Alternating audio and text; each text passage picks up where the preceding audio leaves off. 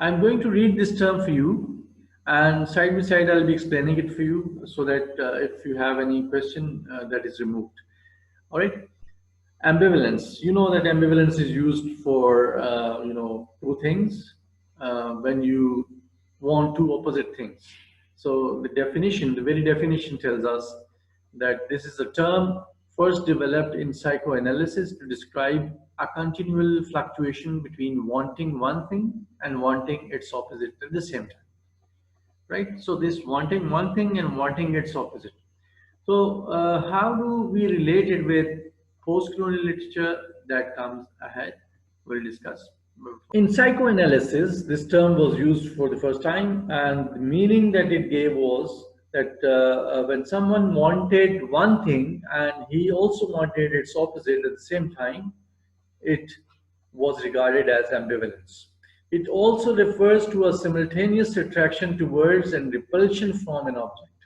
Attraction and repulsion, two opposite things, are present in this, ambivalence. So, from very appearance, you can see that how dangerous this term can be, or how dangerous this situation can be for someone who is trying to control someone, because this, term includes a kind of reaction also. It is not always attraction, but also reaction. So thing is already confused. So let me make it clear to you.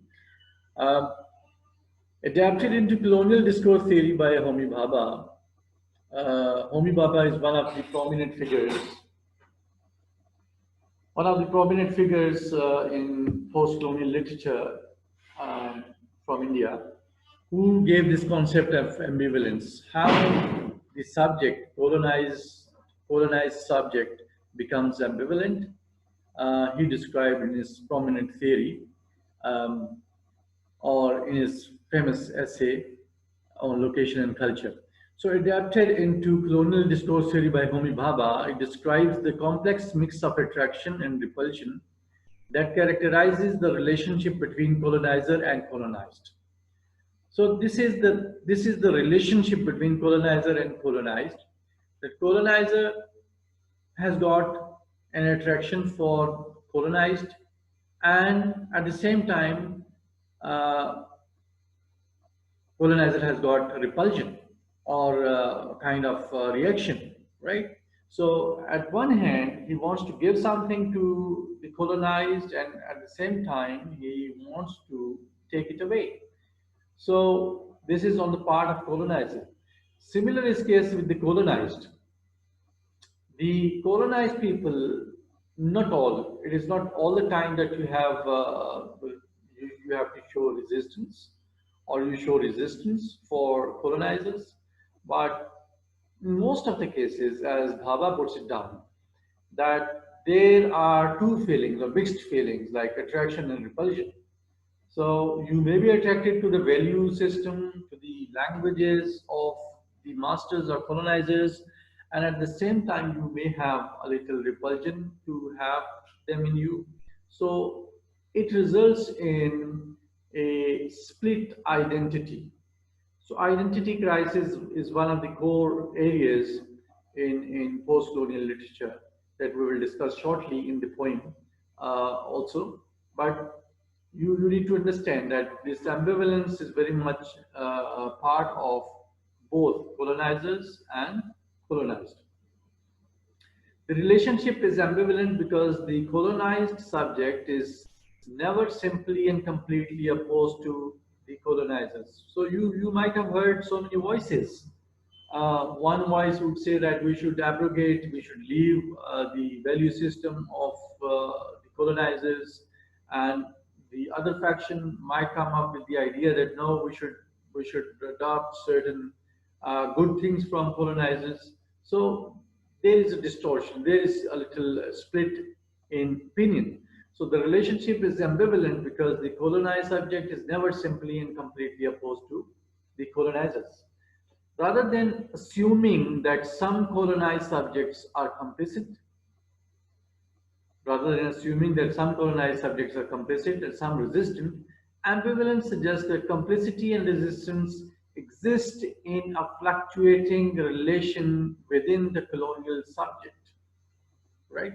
So it is something that has been acquired from the very situation that there exists resistance as well as complicity, right? So both the traits are present in post-colonial in colonial subject that we have just discussed before already.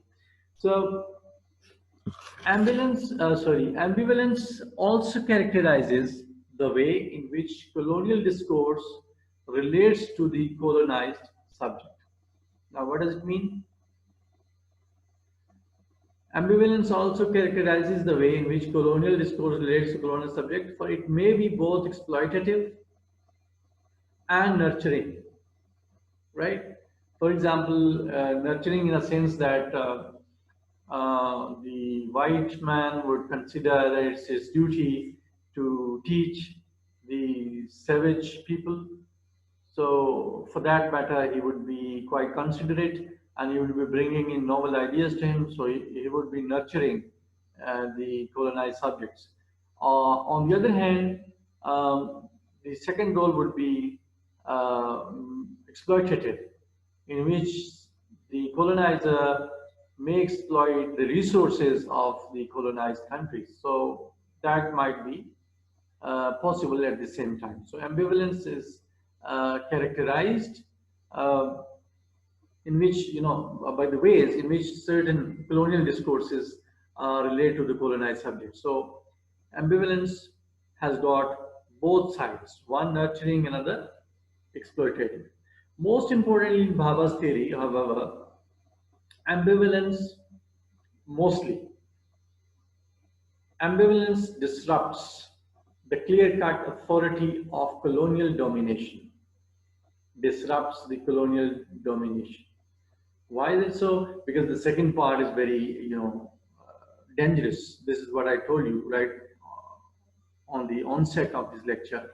That second part is dangerous. Why it is dangerous? Because sometimes it happens that the colonial or colonizers or colonial authorities want to propagate their discourses, but somehow or the other, they have to encounter the counter discourses.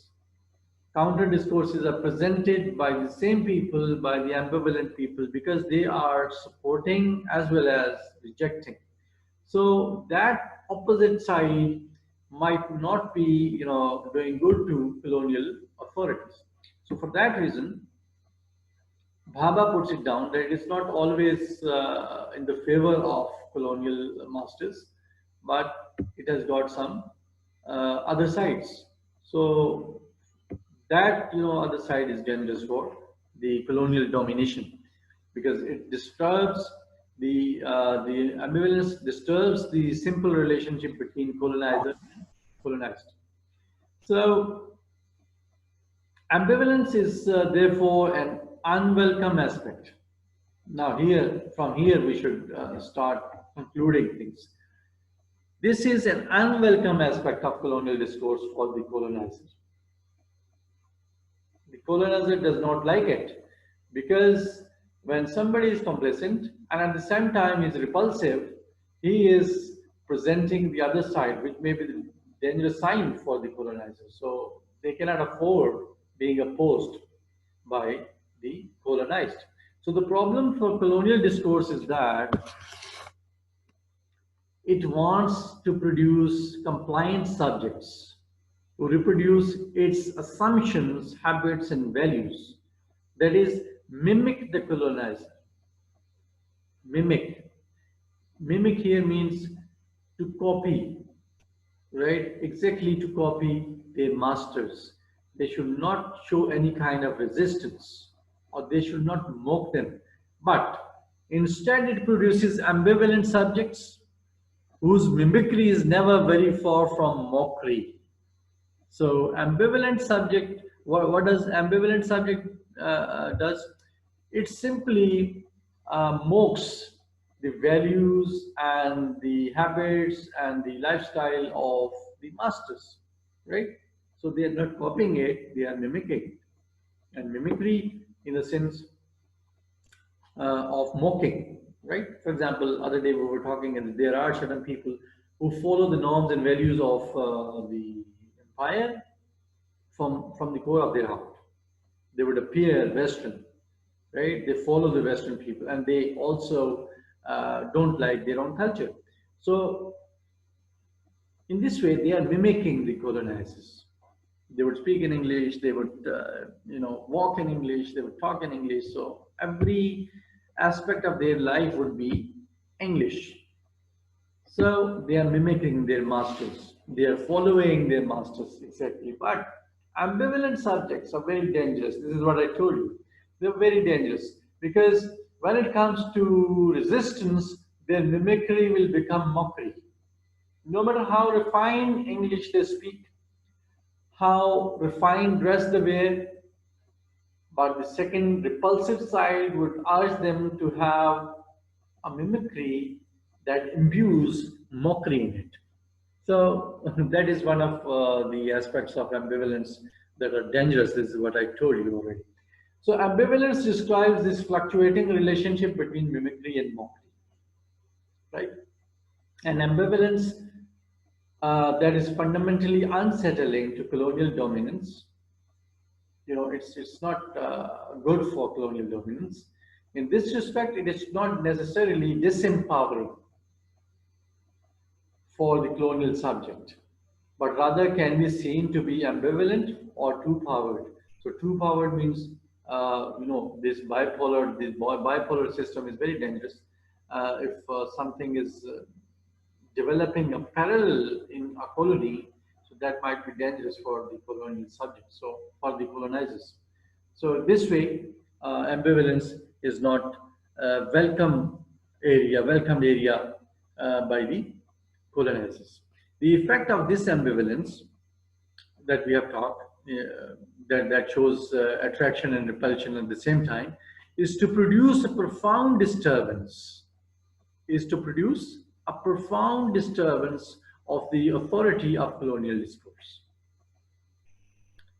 So, of course, when somebody is presenting one thing in favor and at the same time one thing in opposition, so that may create something, confusing. So this confusion may lead to destruction, not construction.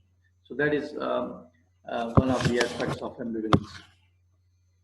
Therefore, it gives rise to a controversial proposition in Bhabha's theory that because the colonial relation is always ambivalent, it generates the seeds of its own destruction.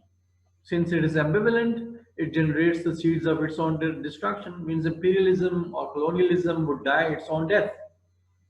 Since the relationship between the colonizer and the colonized is ambivalent.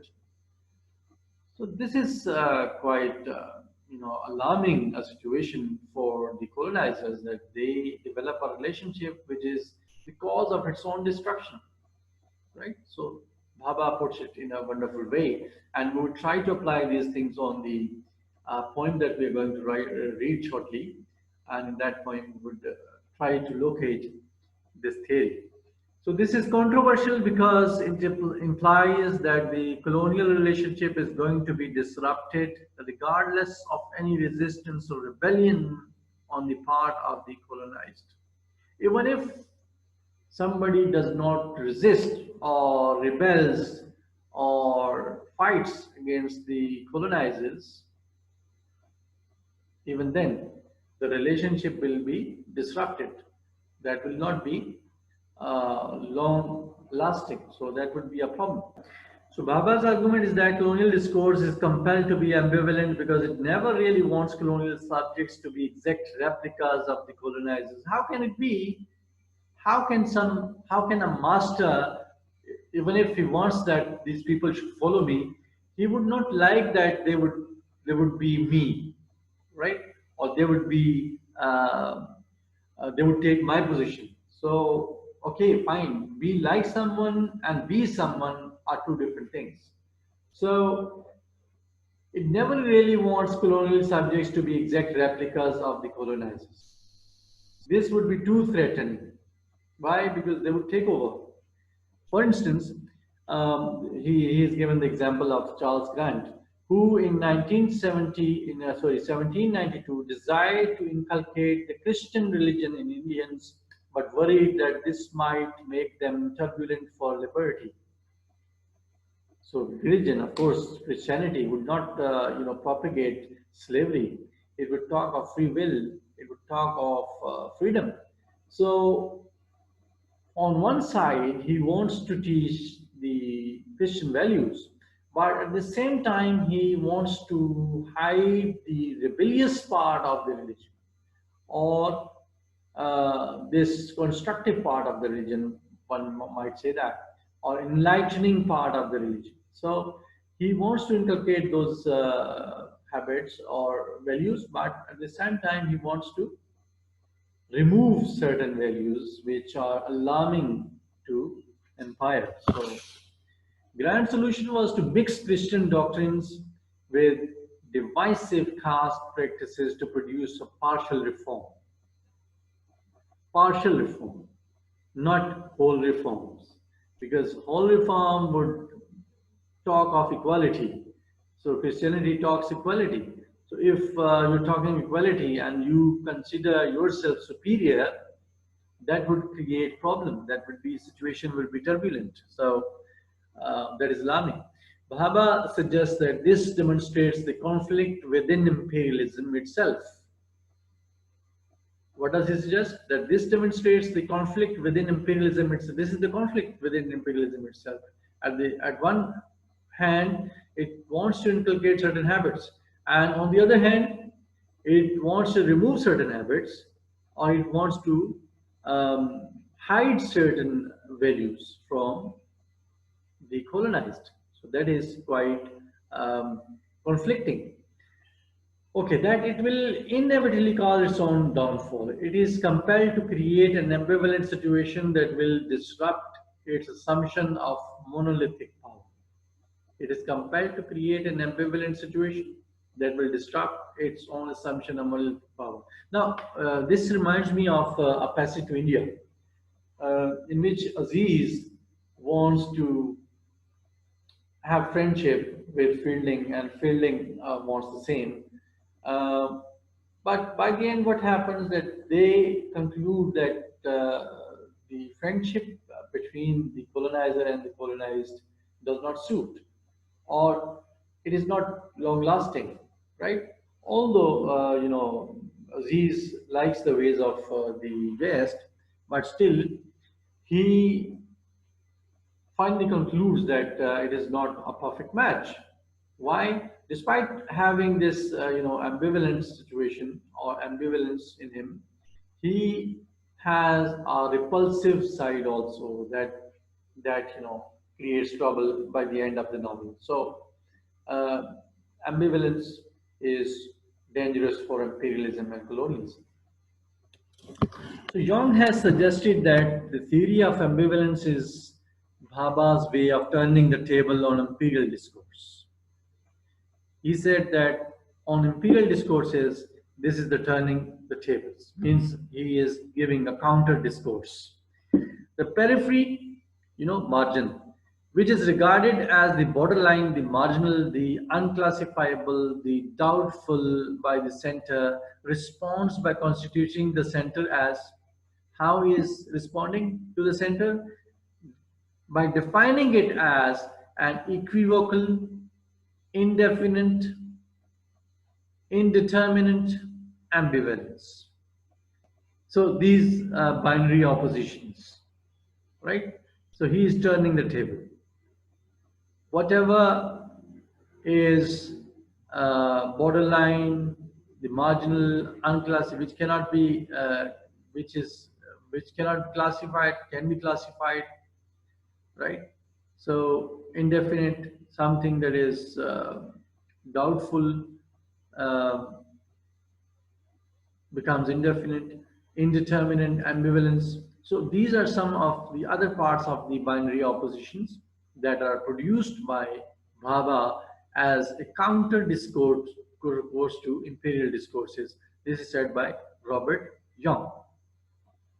But this is not simply reversal of a binary. For Bhabha shows that both colonizing and colonized subjects are implicated. Okay. Both colonizing and colonized subjects are implicated in the ambivalence of colonial discourse. Both colonizing and colonized subjects are implicated, they are connected in the ambivalence of colonial discourse. They are connected. How they are connected? This concept is related to hybridity. You know, some things are hybrid, means they belong to that and they belong to this also, right? For example, in your hybrid cars, what happens? You have the energy from batteries and you also have fuel. So you mix two things together. So concept is related to hybridity because just as ambivalence decenters authority from its position of power, so that authority may also become hybridized when placed in a colonial context in which it finds itself dealing with and often inflected by other cultures. So it is not all the time that the colonized get hybridized, but the colonizers also get hybridized because they are often inflected by other cultures. They are influenced by other cultures somehow or the other. If we are we are being hegemonized, or we are being controlled or interpolated, they might also receive some of the things from other cultures. So the hybridity of Charles Grant's suggestion above, for instance, can be seen as a feature of its ambivalence. So such kind of hybridity, he wants to mix Christianity with Indian values. So this,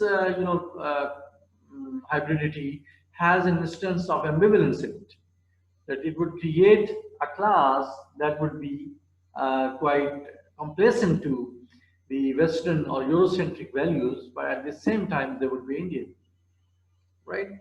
So this complacency is an instance of ambivalence. In this respect, the very engagement of colonial discourse with those colonized cultures over which it has domination inevitably leads to an ambivalence that disables its monolithic dominance.